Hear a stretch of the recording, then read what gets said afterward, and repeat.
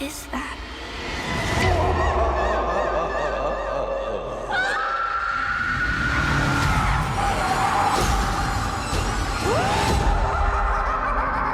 What was it like for you having Bill Skarsgård back as Pennywise? Bill Skarsgård is Pennywise. A lot of people don't know this, but he eats children. So he was sort of perfectly cast, and it was just natural. I can't even watch my own show. It scares the crap out of me. Did Pennywise scare you? All of it scares me. Okay. Yeah, I'm a scaredy cat. I'm scared. When Bill walks in, it's like you can hear a pin drop, although he's very nice. Of course. Clowns to me are not scary, no. I mean, I'd love to be like, yeah, they're scary. No.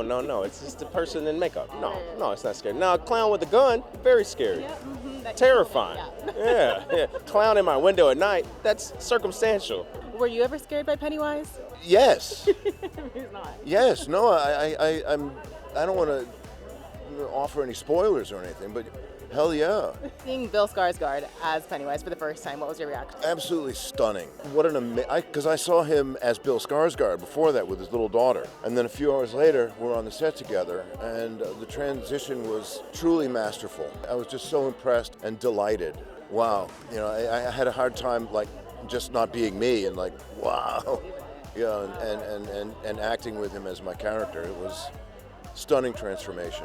He's actually so kind, and he's a giant. He's like 6'5". I didn't know that. For some reason, I just assume everybody's around my height. You're like, oh, hey. And I'm like, hey, you're a giant. Hell, what were you getting? What were you feeding? Yeah, like Wheaties? What were you eating when you were younger? Yeah. What was that first day on set like when you did see him as Pennywise? It was incredible, because as a clown, he can do anything. So there's no bad takes. So, I mean, you're watching him, I'm like, did he just do that? Yeah, no, he's incredible. Wow. For me, it's cool to see the amount of work that goes into the makeup and the amount of work that Lewis put into the costumes. To me, that's what I'm excited about. And also, actually, Bill is significantly taller than me, so I don't love that. Second time I've heard that. He's huge. He's a huge dude. He's very stunning when you see him in his as Pennywise. I feel like no one else can be Pennywise. No one. He literally is an icon. Girl. Our job was, how do we find something that's worthy of Bill coming back to this role? How do we find new colors, new textures for Bill to explore in the character?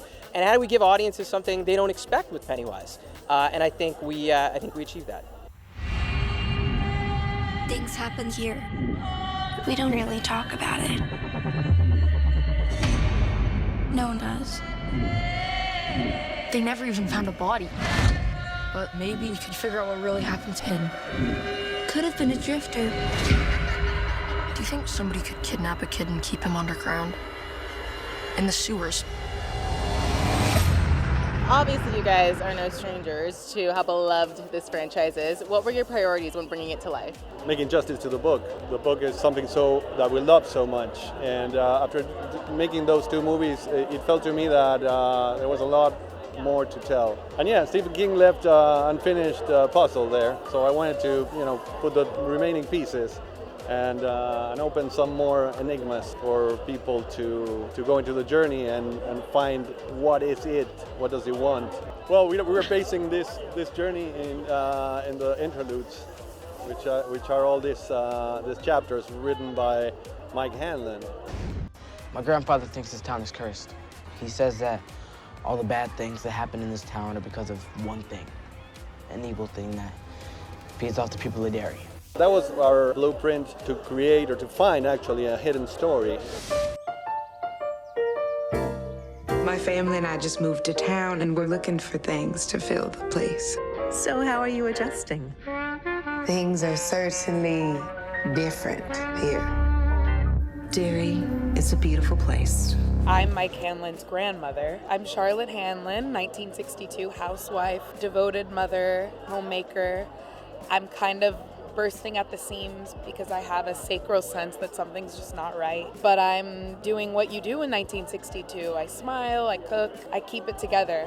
I think Charlotte's the emotional heart of our story. Is that hitting a little different now that you're a mama in real life? Oh my gosh, yes. And there's something that does happen within the series that I'm just so happy I can't speak to, but the choices that were made now that I am a mother, I only could guess what that would feel like, and I'm happy with what I gave it That's all I'll say. You were actually playing quite a legacy character. It's a great honor to get to play anyone, but Dick Halloran, having such a huge fan base already. I can remember when I was a little boy, my grandmother and I could hold conversations entirely without ever opening our mouths. She called it shining. It's like an easy landslide for me as long as I keep it together and don't mess it up. What's it like for you to be a part of such a scary, iconic franchise? I'm still trying to come to terms with it. It's like I'm just like seeing myself like, oh yeah, I was a part of this thing, and I was like just a res kid coming back. It's like, I don't know, so overwhelming. I'm like, I still like I'm believing like this is happening. What happened out there, Halloran?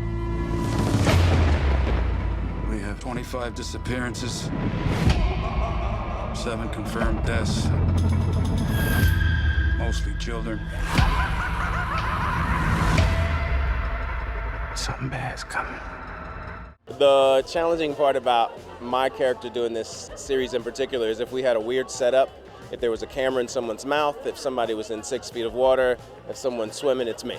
And so we would say, oh, it's a Chris Chalk day, because if there's something bizarre, everyone knew I was working. So it was those days. And when you see the series, you'll know those days. You'll know those days. 4 feet of tepid water is 4 feet of tepid water. Yeah. And then you just think how many times you get in and get out, and get in and get out. And so like lots of hot showers. I'm an actor sometimes, but I'm mostly a musician and filmmaker and creator. So to endure all that wasn't fun. I was wet for like 18 hours, and I was like, careful what you wish for when you say I want to be an actor, because this is incredibly uncomfortable, but when you watch it, it's worth it. Fear. It settles on every living person it touches like a fog. They joined the circus and left their town. Now they live here down with the clown.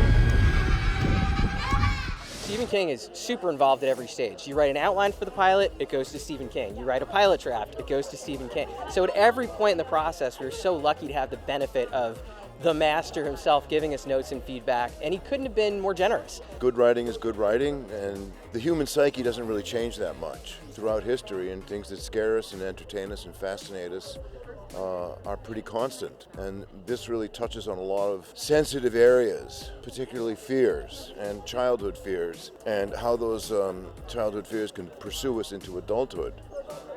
And that's the complexity and the beauty of Stephen King's writing. It's a series of character studies that are very complex, and they're dealing with one of the most universally relatable qualities ever, which is fear. And fear can manifest itself in many different ways, and that's a timeless idea. I think this is a universal story, and I think it's unfortunately sort of timeless. This is a villain who weaponizes fear, who uses fear to turn people against one another, to make people feel isolated, and that is a story that I think feels as connected to our world today as it did when Stephen King first wrote it, as it did in 1962 when the story takes place. So it has a timeless quality, and it's about a group of people who are different. It's about a group of people who don't believe in themselves at the beginning of the story, who are faced with the most inconceivable evil and have to find a way to band together and survive. So I think that's a permanently sort of uplifting kind of tale to tell. Uplifting might not be the first thing you think when you think of Pennywise eating kids, but I think part of the magic of the show is it's actually, in addition to being a very scary show, a very emotional show, it's a very hopeful show. It scares the crap out of me. I had a hard time with the original, I had a hard time with Andy's version, I had a hard time with the sequel, and I'm gonna have a hard time with this. It isn't a bunch of sight gags, it isn't cheap thrills. There's a lot of depth, which makes it worth being petrified.